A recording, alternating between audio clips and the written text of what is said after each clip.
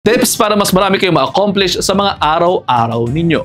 Una, ilista ang mga dapat ninyong gawin sa buong araw. Pangalawa, matutong mag-prioritize ng mga bagay-bagay. Itanong sa sarili, alin sa mga bagay nito ang urgent na at kinakailangan ng pinakamaraming atensyon. Tandaan na meron lamang tayong lahat na 24 hours sa isang araw. Tanggalin na ninyo agad ang 8 hours dyan dahil yan dapat ang inyong oras ng pahinga. Pangatlo, ilatag ang inyong gagawin sa buong 16 hours na meron po kayo base sa listahan na ginawa ninyo nung unang step natin. Pang-apat, matutong mag-move on. Ito, natutunan ko ito nung licensure examination ko sa pagkadoktor.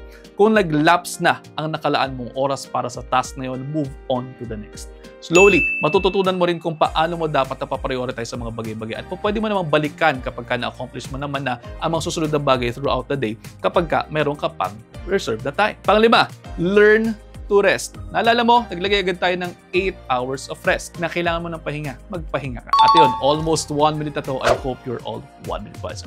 Pakipusuan kung may natutunan at please mag-follow ka na rin naman. See you ulit next time. Ingat!